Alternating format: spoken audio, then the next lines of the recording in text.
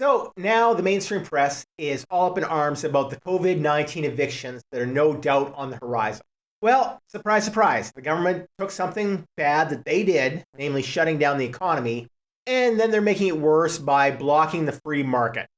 This time, they're doing it in the rental industry. And while the MSM is busy crying about the renters who are facing these COVID evictions, they aren't talking about how small landlords are getting screwed in these moratoriums, or how the collateral damage done to legal contracts is going to cripple the future of voluntary transactions between individuals and businesses forever.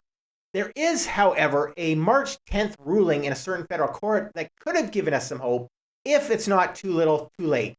That's all coming up right now on Pirate Post, News for Nonconformists. So hit that subscribe button and let's get right to it.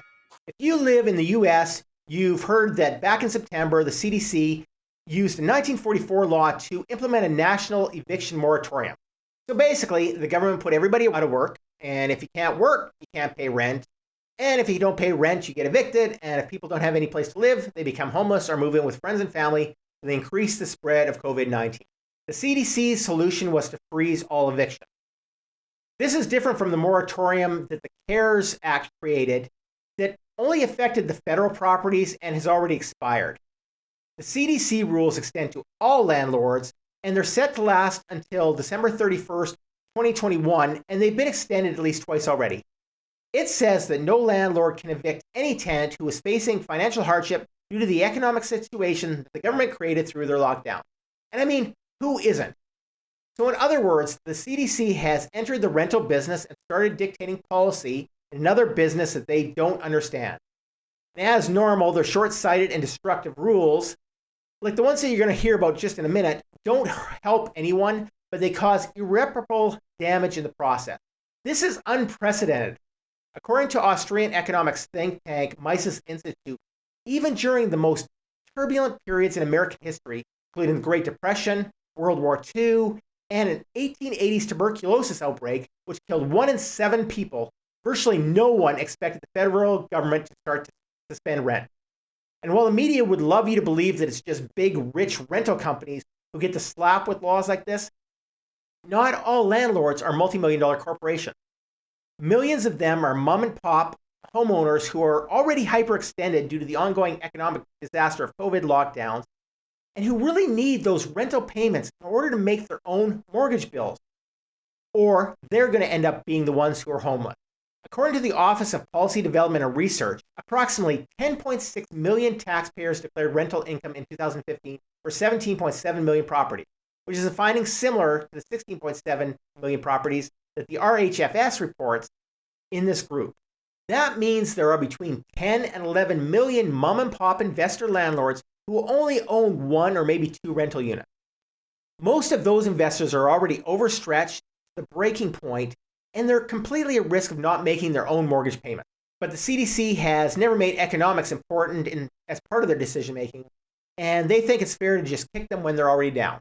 Like most things the government sticks their noses into, they aren't solving anything. They're just making it worse, since it's not only renters who can't afford to make payments when there isn't money coming in. Plus, this draconian action goes way beyond just damaging landlords. It destroys the faith that we have in legal contracts at all levels. According to Mises, when you tell one party that it need not perform and the other that it can't sue for non-performance, you radically alter the bargaining power of those parties.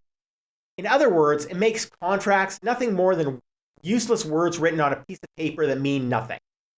And as people get used to the state interventions wiping out their financial commitments, the after effects are certain to wipe out faith in contracts of all types.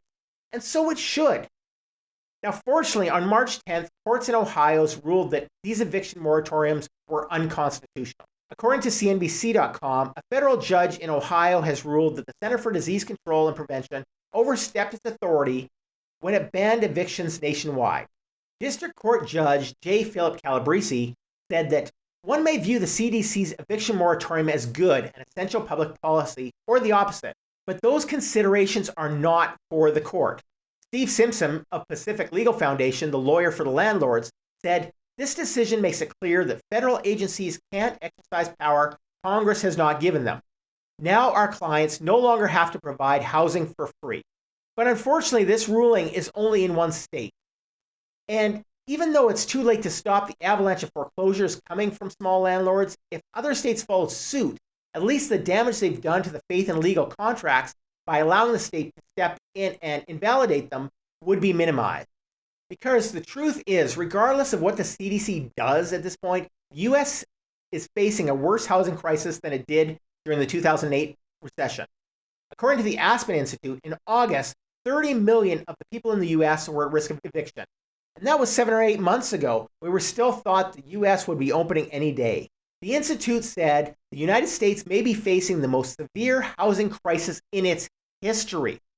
According to the latest analysis of the weekly U.S. Census data, as federal, state, and local protections and resources expire, and in the absence of robust and swift intervention, an estimated 30 to 40 million people in America could be at risk of eviction in the next several months. According to a research report by Moody's Analytics and the Urban Institute, more than 10 million renters are already behind in their rent payment and at risk of being evicted. At more than 1 in 6 renters, that's 3 times the typical rate. The report goes on to say that by June, the average delinquent tenant will be $6,148 and 4.2 months behind in the rent, an amount that will be almost impossible for most renters to ever catch up with. They say in the report, to put that into some perspective, approximately 7 million households lost their homes in foreclosure during the 5 darkest years of the global financial crisis. Here we have 10 million families facing a similar fate over a matter of just months. But again, the report forgets about the small individual landlord who can't afford to carry their mortgage without someone paying the rent.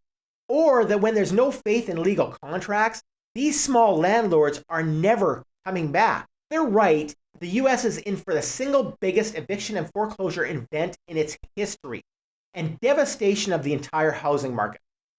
Because as renters are evicted from their homes, the landlords won't be able to make their mortgage payments, and foreclosures are going to skyrocket. If other states had followed Ohio's lead and declared this moratorium unconstitutional, instead of kicking the can further down the road and making things worse, we get the worst of it over with fast and the recovery could start sooner. And more importantly, the business owners of all sizes could keep their faith that the legal contracts between individuals and companies actually mean something. Unfortunately, because of the short-sighted actions of the CDC, what's really going to happen is that the big companies, the ones that these laws were supposed to protect against, will swoop in and buy these properties for pennies on the dollar. And the small mom and pop investors, they're going to get wrecked again one more time. So tell me, are you a small landlord who's at risk of losing your investment? Are you a renter who's worried about being evicted? Let me know in the comments below. And remember, peaceful resistance is not futile. And if you haven't subscribed yet, make sure you click the link in the description and subscribe to Palm Tree Research right now so that every week you'll get the inside scoop on the latest infringements and wins in your fight for freedom and liberty. If you enjoyed this edition of Pirate Post, please hit the like or the share button. We would really appreciate it.